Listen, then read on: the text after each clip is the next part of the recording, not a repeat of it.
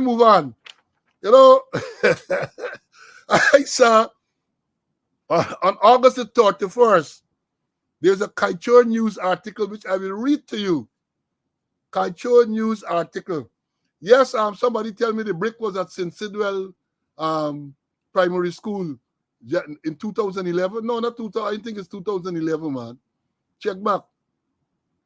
That brick in him out, I think, was 2015.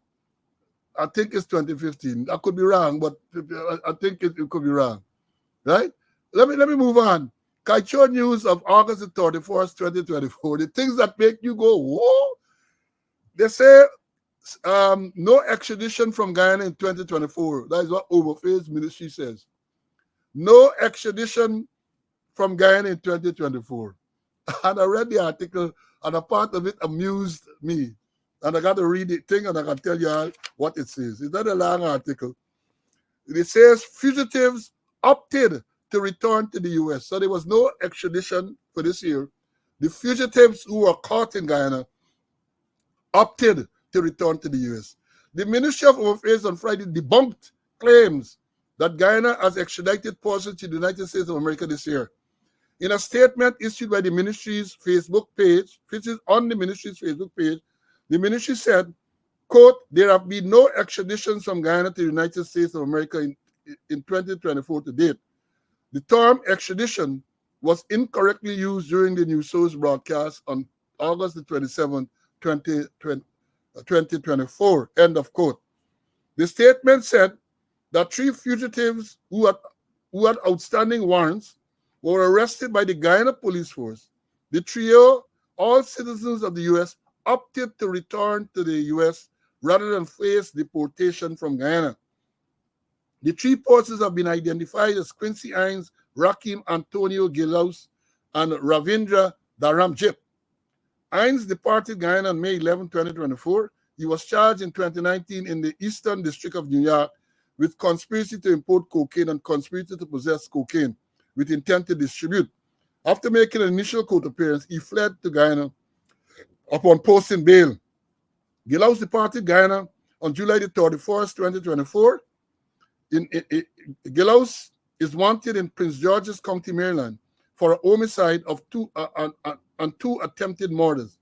On July 4, 2024, during a block party attended by approximately 200 people, a dispute led to an exchange of gunfire, resulting in the death of a 6-year-old child and injuries to an adult, male and female. He was identified as the shooter and fled from New York to Georgetown to evade prosecution. Meanwhile, Dharamjit, who departed Guyana on the 13th of August 2024, is wanted in Queens, New York for manslaughter in the 2nd degree, criminally negligent homicide, and flight to avoid prosecution or giving testimony. The offenses were committed in 2009. The Ministry of Home Affairs explained that the extradition involves a formal request from the government of one country to the government of another of Guyana. No extradition request was received from the United States for any of the 3 individuals. The ministry said it remains committed to transparency and accuracy in all matters of public interest. Let me read back the last paragraph. The ministry said it remains committed to transparency and accuracy in all matters of public interest. Now I find this amusing, as I said before, because here you have people, 3 of them, committed crimes in the U.S., fled to what they believe is safe haven, Guyana, and when they were arrested in Guyana, they claiming that these men opted to return. They voluntarily said, how we go back? I found this thing so amusing and amazing, right? Men who were running from the law in the U.S. The one man, Dharamjit, caught at a horse racing, I think it's Rising Sunday, and by the next day, he opted to return to the United States.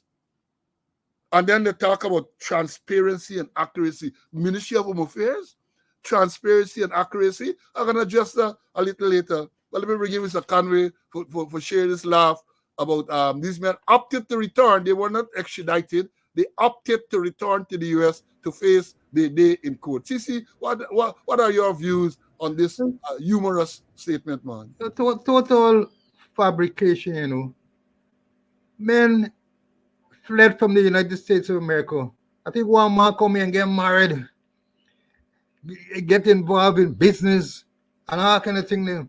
And when the police hold he opted to go back to the States. I don't want to believe it. I think they want to live sweet with the United States, So they just send back the people that they wanted. Because extradition is a big long draw process. I remember that matters went on for a long time and another thing there. But first it did I did query what process they had gone through for these men to within a in with breakneck speed, those men returned to the United States. I wanted to know why. How come they had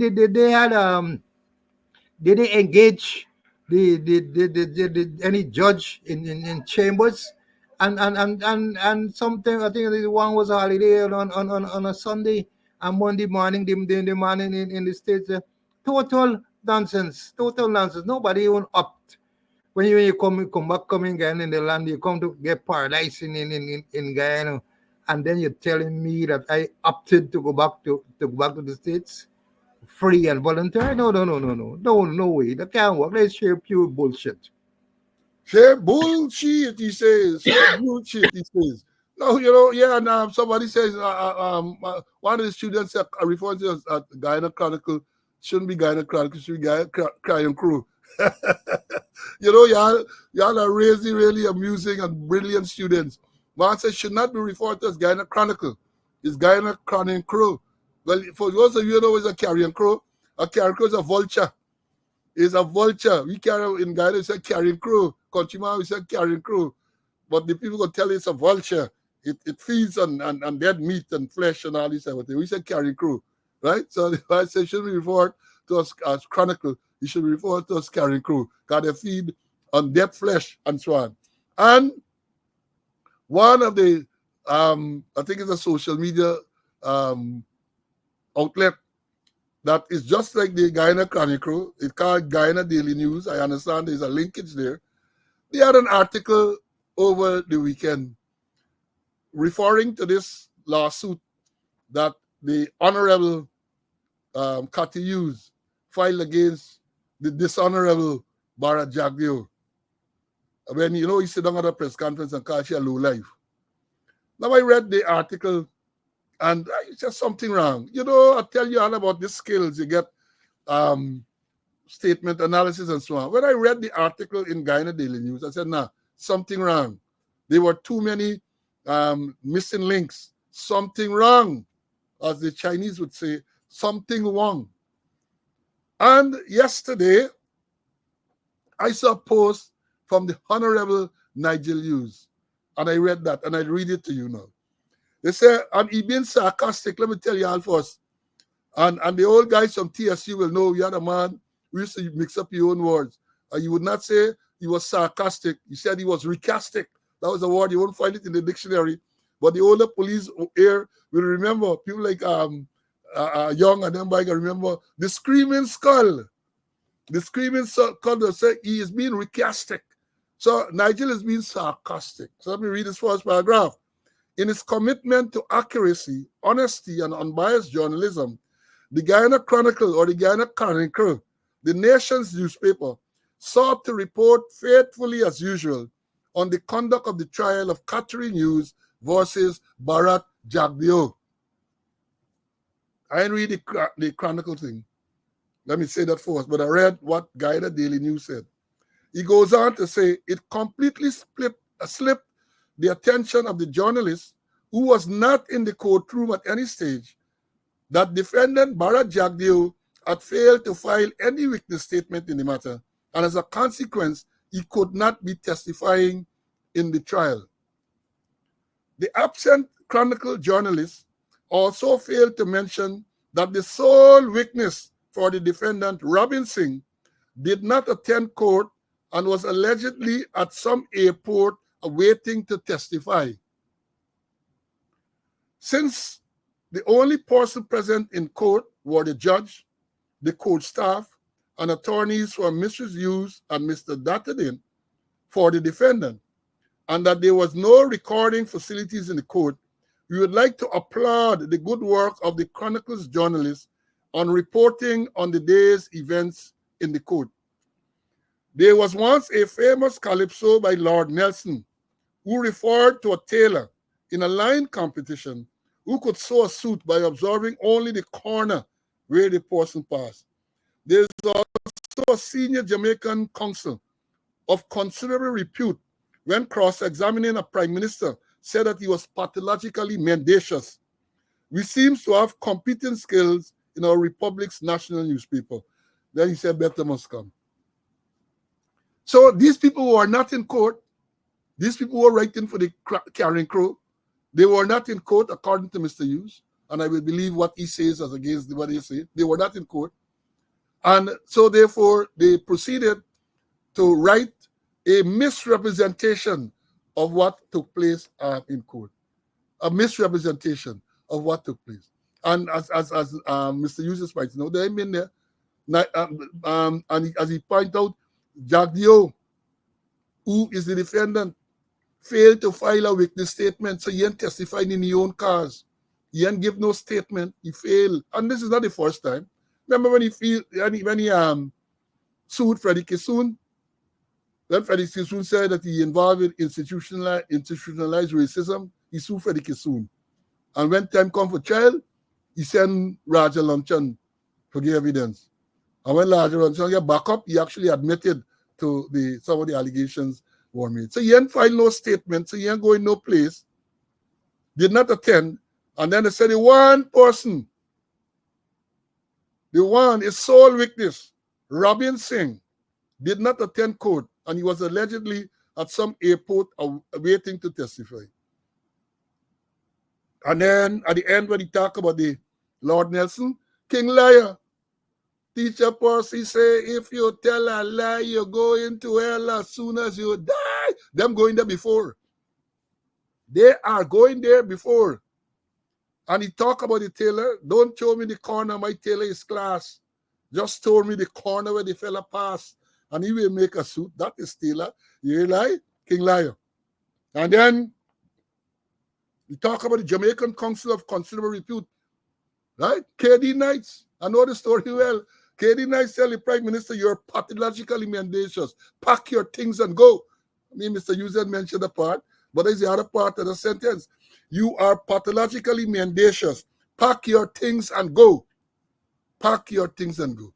This, if you think is ordinary, they're ordinary. They're using the state resources in a propagandistic fashion. So here again, they were not in court. No reporter from the Guyana Chronicle or the Guyana Chronicle or the Guyana Daily News, none of them been in court. But they then sought to write an article as to what transpired. As I said, by the time I read this thing, how the thing read alone, I said something wrong. Something is wrong. So thank you, Mr. Hughes, and that is what we have to do. When they come with these false statements, we have to bring it to the attention of you, the students, and you, the audience. So, and you are sensible, you're educated, intelligent people, right? You're not intellectually challenged. So you ought to be able to pick sense out of nonsense. And at one mention,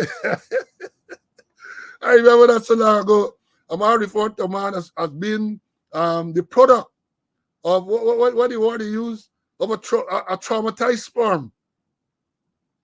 A man writing sometime last week or before the last in the newspaper referred to a certain person whose father was accused of murder and who, according to the letter the person wrote, who was born shortly after, well, sometime when his father was released, because I think his father got off.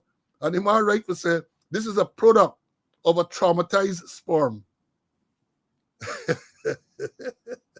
Let me hear Mr. Conway to talk about this King Lion story. See? Yeah, I read the statement and I said something was wrong, you know. You know, we were trained to do statement analysis. And then again, maybe somebody who was present in court and is not Niger use, it had to be somebody who was present in court, give them misleading information, and they run with it. But there's their modus. That is how they operate. Perhaps they just stay in office and imagine things and just put it on in writing. Yeah, the same officer. Well, in this case, I believe somebody talked to them. I don't think when Mr. Hughes is naive, it would not have been the defendant. Well, not the defendant, sorry. the claimant, Catherine Hughes. I don't think it would have been the judge.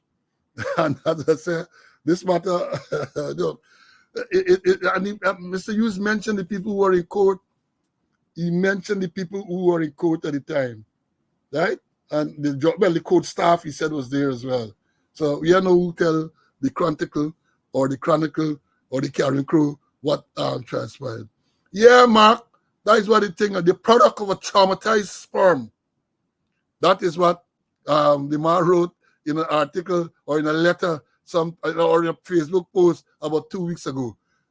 Referred to someone as a product of a traumatized sperm, because he explained that he daddy been to jail where he was remanded for murder, and eventually I think so Lionel Laku got him off, and the man said that after he got off, he became a father, and therefore the offspring must have been the product of a traumatized sperm.